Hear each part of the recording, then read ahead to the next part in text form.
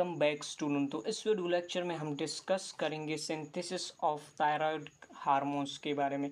तो इससे पहले वीडियो लेक्चर में हमने ऑलरेडी थायराइड ग्लैंड्स को विद द डिसऑर्डर डिटेल के साथ डिस्कस किया था। इस वीडियो लेक्चर में हम मेनली फोकस करेंगे सिंथेसिस ऑफ थायराइड हार्मोन्स।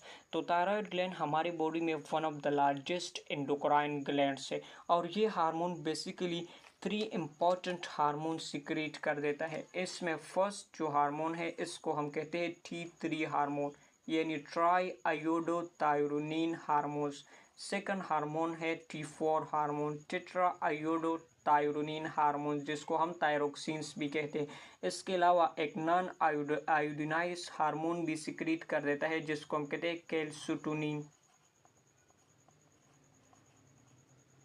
इनमें सबसे इम्पॉर्टेंट जो थायरॉयडल हार्मोन्स है ये T3 एंड T4 है। तो इस वीडियो लेक्चर में हम मेनली फोकस करेंगे कि किस तरह से T3 एंड T4 हार्मोन की सिंथेसिस होती है इन द थायरॉयड ग्लैंड्स। अब यहाँ पर देखिए इनको हम T3 एंड T4 इसी वजह से कहते हैं क्योंकि इसके स्ट्रक्चर में बेसिकली आयोडीन्स प्रेजेंट होते हैं। तो T3 के स्ट्रक्चर में बेसिकली 3 आयोडीन्स प्रेजेंट होते हैं जबकि T4 के स्ट्रक्चर में बेसिकली 4 आयोडीन प्रेजेंट होते हैं। जैसे आप स्ट्रक्चर में भी देख सकते हैं, यहाँ पर देखिए इनमें इनके स्ट्रक्चर बेसिकली 2 बेंजीन रिंग पर मुश्तमिल होता है और ये 2 बेंजीन बेसिकली ऑक्सीजन के थ्रू एक दूसरे के साथ अटैच है। अब यहाँ पर देखिए इनकी जो थर्ड एंड फिफ्थ पोजीशन है यहाँ पर एक आयोडीन थर्ड पर फिफ्थ पर सेकंड आयोडीन। जो दूसरा रिंग है इसकी जो थर्ड पोजीशन है इस पर एक आयोडीन प्रेजेंट है। तो ओवरऑल इनके स्ट्रक्चर में बेसिकली 3 आयोडीन प्रेजेंट होते हैं। तो इस वजह से इसको हम T3 हार्मोन्स कहते हैं। जबकि T4 की केस में बेसिकली इनकी स्ट्रक्चर में 4 आयोडीन्स प्रेजेंट होते हैं। जैसे आप स्ट्रक्चर में भी देख सकते हैं कि इनके स्ट्रक्चर में 4 आयोडीन प्रेजेंट है जिसकी वजह से इसको हम T4 हार्मोन्स कहते हैं।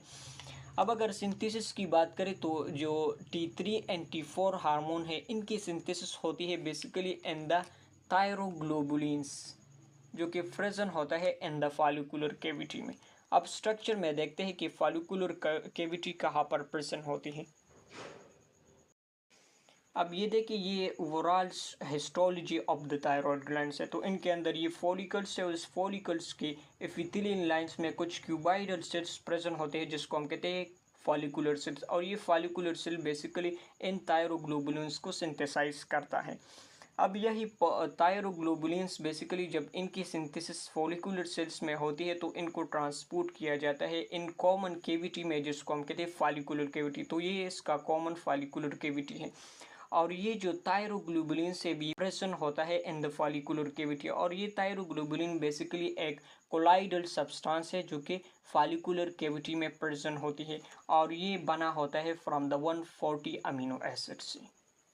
अब नेक्स्ट देखिए इनकी सिंथेसिस के लिए बेसिकली T3 एंड T4 की सिंथेसिस के लिए जो मेन प्रीकर्सर्स होते हैं वो बेसिकली आयोडीन एंड टायरोसिन्स है और इन दोनों को हम डाइट में लेते हैं। अब टायरोसिन हमारे पास एक अमीनो एसिड्स है और आयोडीन्स हम बेसिकली साल्ट्स वगैरह फूड्स में प्रेजेंट होती है आयोडीन्स। तो इनको हम डाइट में जब लेते हैं तो इनको बेसिकली डाइजेस्टिव ट्रैक्ट से इनको एब्सॉर्ब किया जाता है और इनको बेसिकली ब्लड में शामिल करके इनको ट्रांसपोर्ट किया जाता है इनटू द थायराइड ग्लैंड्स और फिर इसी को थायराइड ग्लैंड्स के अंदर इन दोनों को यूज़ करके T3 एंड T4 को सिंथेसाइज किया जाता है। अब देखते हैं ओवरऑल प्रोसेस के कौन से स्टेप्स इन्वॉल्व है in the synthesis of the thyroid hormones. अब यहाँ पर जो T3 एंड T4 हार्मोन्स है इनकी सिंथेसिस को हमने बेसिकली 6 स्टेजेस और स्टेप में डिवाइड किया हुआ है। इसमें फर्स्ट स्टेप है thyroglobulin synthesis, the second one that is iodide trapping, third one that is oxidation of iodines, the fourth one that is transport of iodine into the follicular cavity, the fifth one that is iodination of tyrosine and the last one that is coupling reaction। और इसी की result में हमारे पास T3 and T4 hormones की synthesis finally होती है। अब diagrams के थ्रू हम देखते हैं कि किस तरह से ये सारा प्रोसेस होती है इनसाइड द थायराइड ग्लैंड्स और इसकी रिजल्ट में T3 एंड T4 हार्मोन्स की सिंथेसिस होती है। First stage this is the synthesis of thyroglobulins. तो थायरोग्लोबुलिन्स की सिंथेसिस बेसिकली होती है इन द फॉलिकुलर सेल्स। तो ये इन फॉलिकल्स के जो एपिथेलियल लाइंस में जो क्यूबाइडल सेल्स प्रेजेंट होते हैं इसको हम फॉलिकुलर सेल्स कहते हैं। और इस फॉलिकुलर सेल्स की जो एंडोप्लाज्मिक रेटिकुलम से एंड गोल्गी बॉडी से ये बेसिकली सिक्रीट कर देता है इन्हीं थायरोग्लोबुलिन्स को। और ये थायरोग्लोबुलिन्स हमारे पास एक ग्लाइकोप्रोटीन से 140 टायरोसिन अमीनो एसिड से बना हुआ एक ग्लाइकोप्रोटीन से जब इनकी सिंथेसिस होती है तो इनको ट्रांसपोर्ट किया जाता है from the follicular cells and to the follicular cavity. तो this is the first step. अब सेकंड स्टेप है आयोडाइड ट्रैफिंग। तो जब भी हम फूड्स लेते हैं तो इन फूड में बेसिकली आयोडीन प्रेजेंट होता है। तो जब ये डाइजेस्टो ट्रैक्ट से पास होता है तो इनको कन्वर्ट किया जाता है इनटू द आयोडाइड फॉर्म में। और ये आयोडाइड फॉर्म बेसिकली इसलिए एब्जॉर्ब होता है from the gastro intestinal tract और ये इंटर होता है इनटू द ब्लड सर्कुलेशंस। तो आप यहाँ पर डायग्राम्स में भी देख सकते हैं ये हमारे पास ब्लड है और ये है बेसिकली फॉलिकुलर सेल्स। और ये जो येलो कलर से हमने शेड किया हुआ है इस रीजन्स को हम बेसिकली कहते हैं फॉलिकुलर कैविटी।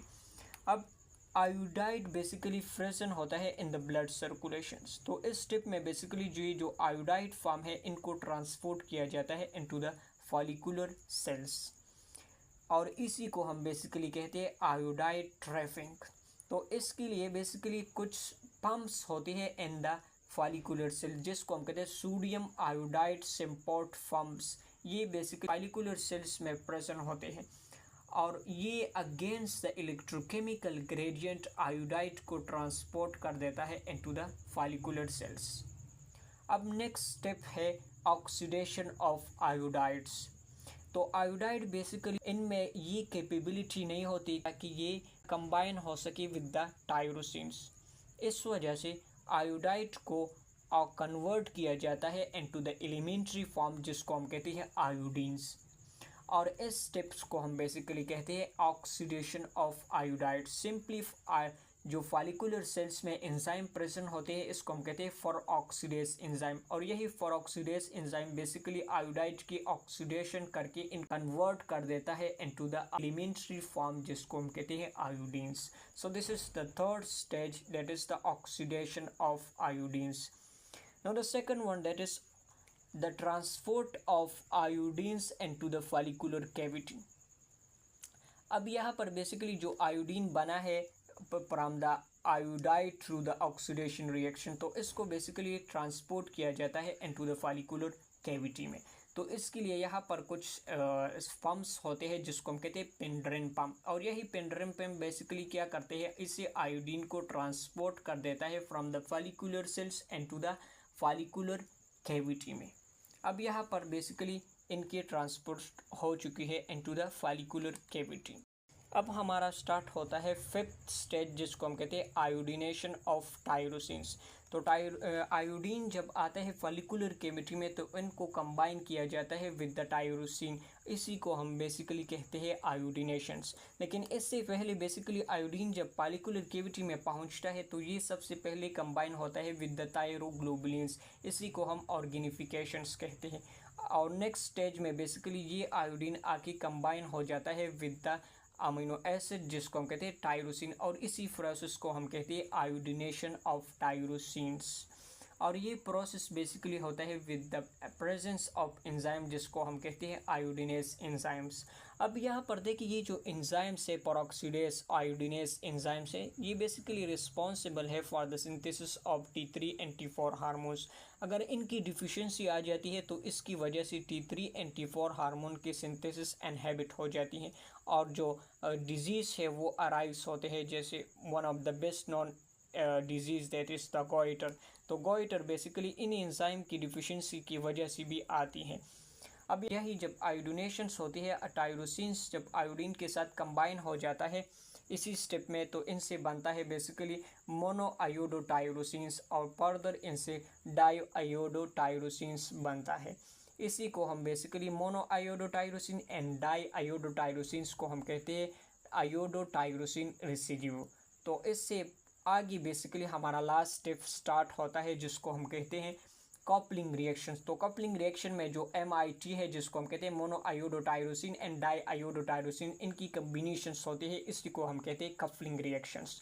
तो कपलिंग रिएक्शन में देखिए ये जो हमारे पास MIT है ये बेसिकली ये कंबाइन होते हैं विद द DIT। यहाँ पर आप देख सकते हैं ये डाई आयोडोटायरोसिन है। जब ये कंबाइन हो जाता है विद द मोनो आयोडोटायरोसिन्स के साथ तो ये हमारा बनाता है T3, जिसको हम कहते हैं ट्राई आयोडोटायरोनिन।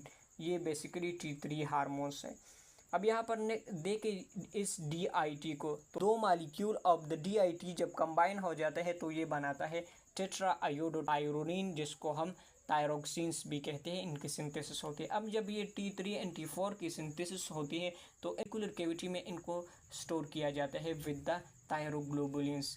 तो 4 मंथ तक ये इनकी स्टोरेज होती है, 4 मंथ तक ये स्टोर हो सकता है। अब यहाँ पर देखिए जब भी आयोडीन की डिफिशियंसी आ जाती है तो इनकी सिम्टम्स बेसिकली 4 मंथ तक अफेयर्स नहीं होती, क्योंकि यहाँ पर basically T3 and T4 4 month तक स्टोर होते हैं। ये आयोडीन की डिफिशियंसी को अफेयर नहीं करता अप टू द 4 मंथ। तो 4 मंथ से ज़्यादा जब आयोडीन की डिफिशियंसी होती है तो इससे आगे चल के बेसिकली गोइटर के सिम्टम्स अफेयर होती हैं। So this is overall about the synthesis of the thyroid hormone. Thank you so much.